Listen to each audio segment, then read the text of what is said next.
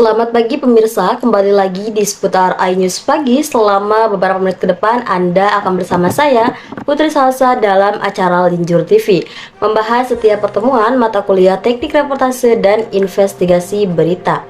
Pemirsa, pada hari ini yaitu pertemuan ke-11 pada mata kuliah Teknik Reportase dan Investigasi Berita, yaitu tepatnya pada tanggal 6 November 2023, yang dimana pada minggu ini yaitu minggu terakhir kelas KPI 5C melakukan presentasi, yaitu membahas mengenal kondisi jurnalisme di Indonesia dan peran jurnalisme investigasi dalam masyarakat demokratis.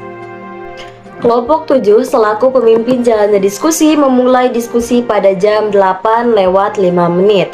Kelompok 7 ini terdiri dari Elok Paikotul Hikmah sebagai moderator, Ismi Wahyu, Syakira, dan Pandi Ahmad sebagai pemateri. Pembahasan pertama yaitu mengenai jurnalisme di era reformasi. Era informasi ini memiliki istilah lain yang senada, yaitu disebut sebagai revolusi industri 4.0 atau The Fourth Industrial Revolution, era revolusi digital, era big data, era masyarakat informasi, era masyarakat pengetahuan, dan era inovasi disruptif, era ekonomi kreatif, hingga era pasca kebenaran, yang mana di era ini telah banyak perubahan-perubahan yang terjadi secara radikal. Era big data membawa pengguna internet semakin tinggi sehingga dampak pada informasi yang melimpah. Hal itu akan memberi kesempatan bagi industri jurnalistik. Kumpulan data dalam jumlah besar dapat diperoleh dan dianalisis untuk melakukan prediksi, membuat keputusan, membaca sebuah tren, melihat tingkah laku konsumen, dan sebagainya. Selanjutnya yaitu munculnya media baru. Di Indonesia, jurnalisme di media baru atau dikenal sebagai jurnalisme daring berkembang setelah kemunculan Detik.com pada 1998. Detik.com menandai jurnalisme yang disiarkan melalui medium berbasis internet dengan penyajian yang cepat. Kehadiran Detik.com sebagai pelopor jurnalisme online di Indonesia dilandasi oleh momen perubahan sosial politik pada 1998. Momen ini menggerakkan salah seorang pendiri Detik.com, yakni Budiono Darsono, untuk membuat sebuah media baru yang tidak mudah dibredel dan mampu memberikan informasi secepat mungkin tanpa harus menunggu dicetak besok pagi.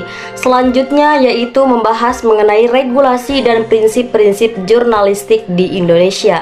Fakta yang terjadi di era keterbukaan seperti sekarang ini, para penulis baik yang menulis di media arus utama maupun media sosial tidak mematuhi etika jurnalistik, khususnya dalam memahami tujuan jurnalistik. Banyak berita tanpa peristiwa, kalaupun ada peristiwa tidak ada beritanya.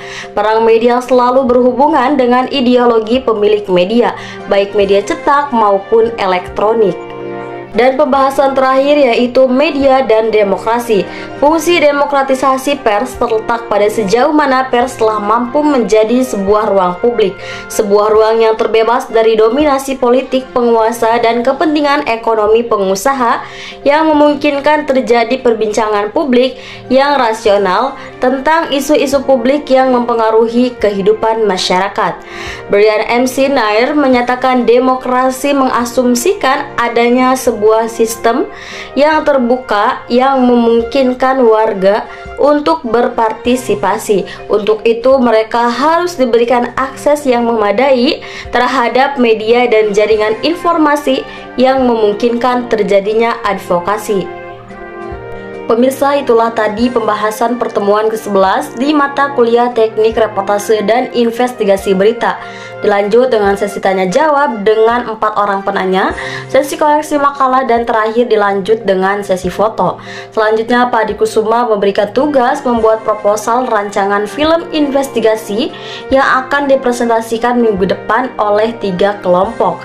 Selanjutnya yaitu tugas pembuatan film investigasi yang akan dilakukan selama 2 minggu ke depan sebelum UAS.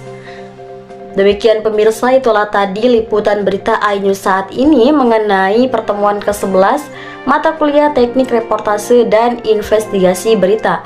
Saya Putri Salsa pamit undur diri, terima kasih dan sampai jumpa.